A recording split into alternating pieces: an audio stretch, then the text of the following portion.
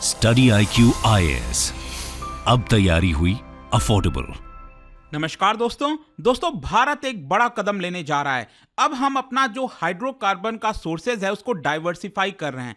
जो crude oil Bharat purchase करता है, इंपोर्ट कराता है, और आपको पता ही है हमारा 90% जो आपूर्ति है क्रूड ऑयल की वो इंपोर्ट से होती है। तो यहां पर आप देख सकते हो साउथ अमेरिका में एक छोटा सा देश है, दैट इज गयाना, और ये बेसिकली वेनेजुएला के बगल में आपको देखने को मिलेगा। और आपको पता ही है कि वेनेजुएला और गयाना में काफी ज्यादा इस समय इश्यूज चल रहे हैं। खैर, यहां पर गयाना से 5 साल का एग्रीमेंट हुआ है, MOU हुआ है, जिसके तहत हम उनसे अगले 5 साल तक जो क्रूड ऑयल है, कच्चा तेल है, वो खरीदेंगे। ये आप देख सकते हो, cabinet approves MOU between India Guyana on cooperation in hydrocarbons. तो इसको मैं डिटेल से बताऊंगा और क्यों इंपॉर्टेंट है। स्पेशली अभी अगर आपने देखा होगा 2-4 दिन पहले जो हमारे पेट्रोलियम मिनिस्टर हैं हरदीप सिंह पुरी जी, उनका कुछ बयान आया था रशिया को लेकर। रशिया से जो हमारा इंपोर्ट है अब धीरे धीरे वो कम हो रहा है। तो इसके कॉन्टेक्स्ट में ये वाला जो न्यूज है वो बहुत इंपॉर्टेंट हो जाता है। काफी कुछ आपको जानने को मिलेगा। चलिए आगे बढ़ते हैं, लेकिन उससे पहले ध्यान रखिएगा दोस्तों, अगर आप यूपीएससी की तैयारी कर रहे हैं, मान लीजिए 2024 का 26 मई का अगर आप प्रीलिम्स क्रैक करना चाहते हैं,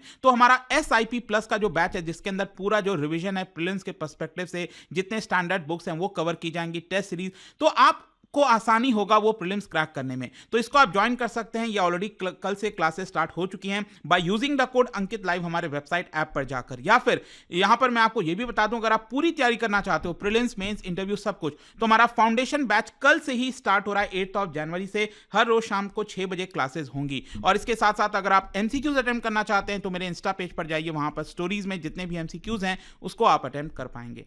चलिए शुरुआत करते हैं और सबसे पहले ये देखते हैं कि एग्जैक्टली हुआ क्या है। देखिए, यहां पर जो मेमोरेंडम ऑफ अंडरस्टैंडिंग है उसको अप्रूव कर दिया गया है यूनियन कैबिनेट के द्वारा। मतलब हरी झंडी दी गई है कि भारत और गयाना के बीच में 5 साल का ये जो MOU है वो यहां पर फाइनल हो चुका है। और इसके तहत जो हाइड्रोकार्बन सेक्टर है, मतलब कि जो क्रूड ऑयल का बेसिकली इंपोर्ट है, वो भारत अगले 5 साल तक गयाना से कराएगा। मैं आपको ये बता दूं कि सिर्फ ये इंपोर्ट की बात नहीं है, ये जो मेमोरेंडम ऑफ अंडरस्टैंडिंग साइन किया गया है ये बहुत ही ब्रॉड बेस्ड है। यहां पर जो टोटल जो कहते हैं ना, यहां पर जो सप्लाई चेन पूरा वो इसके अंदर कवर किया जाएगा। यहां पर इसके साथ साथ जो ऑयल की डिस्कवरीज हो गई उसमें भी भारत पार्टिसिपेट करेगा। तो काफी कुछ होने वाला है। इसके साथ साथ यहां पर जो कैपेसिटी बिल्डिंग है, स्ट्रेंथनिंग हो गया, दोनों देश के जो बायलैटरल ट्रेड है, नेचुरल गैस सेक्टर के अंदर कोलैबोरेशन करना, इसके साथ साथ जो डेवलपिंग रेगुलेटरी पॉलिसी जो फ्रेमवर्क हो गया ऑयल एंड गैस सेक्टर में, उसमें कोलैबोरेट करना, तो बहुत सारी चीजें। इसके अलावा क्लीन एनर्जी में भी।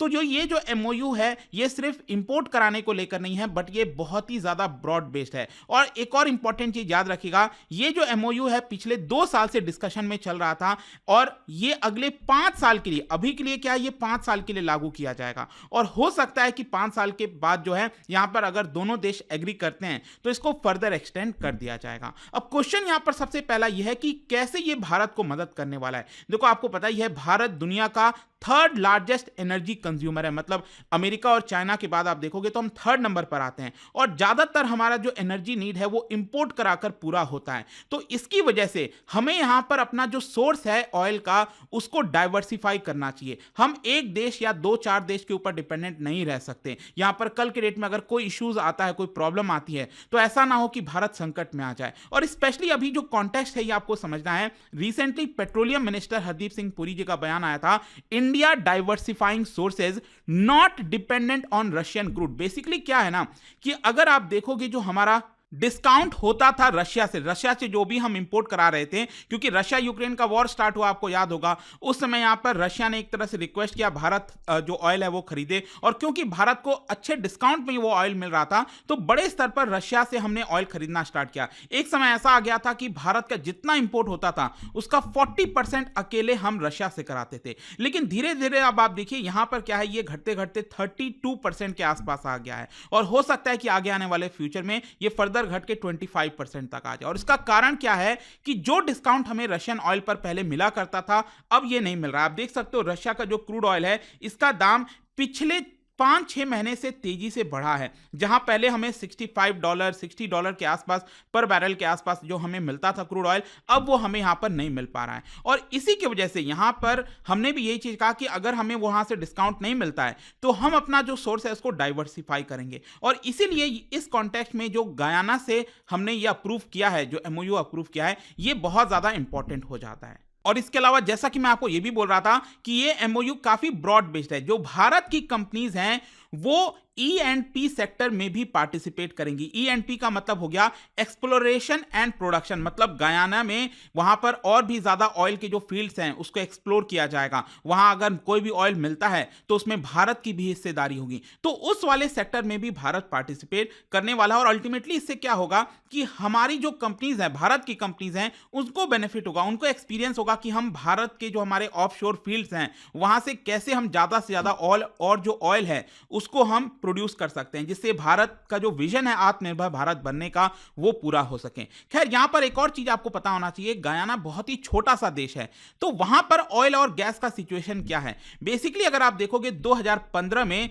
गयाना की किस्मत चमक गई थी। मैं इसलिए कह रहा हूं क्योंकि इसके ऑफशोर फील्ड में आप देखोगे यहां पर बहुत बड़ा जो ऑयल रिजर्व है वो डिस्कवर किया गया था। और उसके बाद से आप देख सकते हैं, इनफैक्ट ये आप देख पाओगे, the new discoveries of 11.2 billion barrels of oil ये डिस्कवर किया गया था, जो कि पूरे दुनिया का अगर आप ऑयल और गैस की डिस्कवरीज में देखोगे तो 18% कंट्रीब्यूट करता है। पूरे दुनिया का जो ऑयल डिस्कवरी में अगर आप बात करोगे तो 32% कंट्रीब्यूट करता है। मतलब बहुत बड़ा यहां पर जो ऑयल डिस्कवरी है वो हुआ था। और इनफैक्ट बताया यह भी जा रहा है कि जो टोटल प्रोडक्शन है यहां पर वो बढ़ने वाला है from 0.1 million barrels per day in 2021 to 0.9 million barrels per day in 2027। तो कई गुना यहां पर जो प्रोडक्शन है वो बढ़ने वाला है। तो इसीलिए भारत भी इसका कहीं ना कहीं फायदा उठाना चाहता है और गयाना के साथ जो है अच्छी लॉन्ग टर्म में पार्टनरशिप करना चाहता है। और जैसा मैं आपको बोल रहा था 2015 में ऑयल की डिस्कवरीज की गई वहां पर, जिससे हर साल लगभग $1 बिलियन का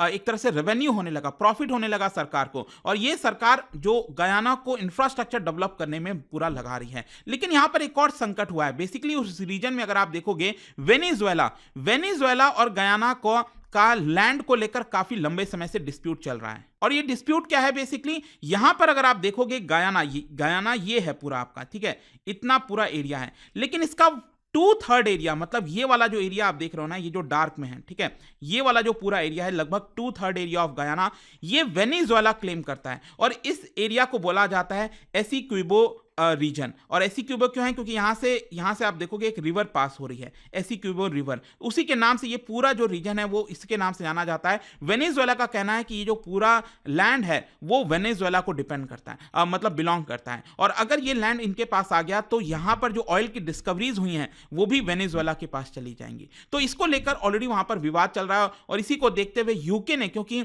गयाना पहले यूके की कॉलोनी हुआ करता था, यूके ने अपना जो नेवल शिप है उसको गयाना भेज दिया है उनके सपोर्ट में। तो वो एक अलग विवाद चल रहा है। खैर, यहां पर जो भारत ने किया है, एमओयू को अप्रूव किया है, ये इतना मैटर क्यों करता है? मैटर इसीलिए करता है, मैंने आपको पहले ही बोला, India is the world's 3rd largest energy consumer, 3rd largest consumer of oil and 4th largest refiner और फास्टेस्ट ग्रोइंग मेजर इकोनॉमी में आप देखोगे। क्योंकि अगर हम फास्ट ग्रो कर रहे हैं तो हमें एनर्जी नीड्स की भी काफी आवश्यकता है।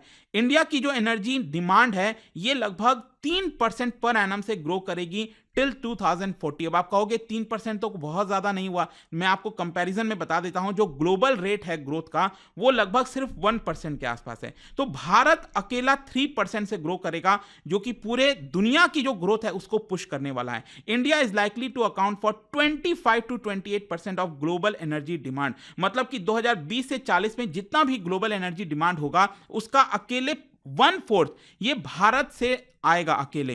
तो आप सोच सकते हैं कि भारत इतना मैटर इसलिए करता है। और इसीलिए क्योंकि भारत में एनर्जी डिमांड बढ़ने वाली है, भारत चाहता है कि यहां पर अलग अलग देशों के साथ, जहां पर भी हाइड्रोकार्बन्स मौजूद हैं, वहां पर उन देशों के साथ हम पार्टनरशिप करें और अपना जो सोर्सेज हैं उसको डाइवर्सिफाई करें। तो फाइनली कंक्लूजन ये निकलता है कि इन सारे बेनिफिट्स को देखते हुए, रिलेशनशिप को स्ट्रांग करते हुए ये एमओयू अप्रूव किया गया है। दोस्तों, आपका क्या सोचना है इन सारी चीजों को लेकर मुझे कमेंट्स में जरूर बताइएगा। और जाने से पहले एक इंटरेस्टिंग क्वेश्चन, क्या बता सकते हो आपको वो प्रोसेस के बारे में बताना है by which liquid hydrocarbons can be converted to a gaseous hydrocarbons, इनमें से आपको बताना है। इसका राइट आंसर आप सबको पता है, इंस्टाग्राम पर तो मेरे मिलेगा ही, वहां पर अगर आप नहीं हो कोई बात नहीं, टेलीग्राम से ले सकते हैं इसका सही उत्तर। मैं कई सारे जो एमसीक्यूज हैं वो यहाँ पर स्टोरीज में डालता रहता हूँ, वहां से आप ले सकते हो। बाकी अगर आपको पीडीएफ चाहिए तो टेलीग्राम पर आइए, अलग अलग सोशल मीडिया पर आप जुड़ पाओगे। और जैसा मैंने आपको बताया, अगर आप यूपीएससी की तैयारी कर रहे हैं, कोई भी बैच लेना हो, just use this code Ankit live. Comment section में सभी कोर्सेज के लिंक दिए हुए हैं। एंड आई होप कि वीडियो आपको पसंद आया होगा। मिलता हूं आपसे next time. Till then, thank you very much, see you soon. Study IQ IAS, अब तैयारी हुई अफोर्डेबल।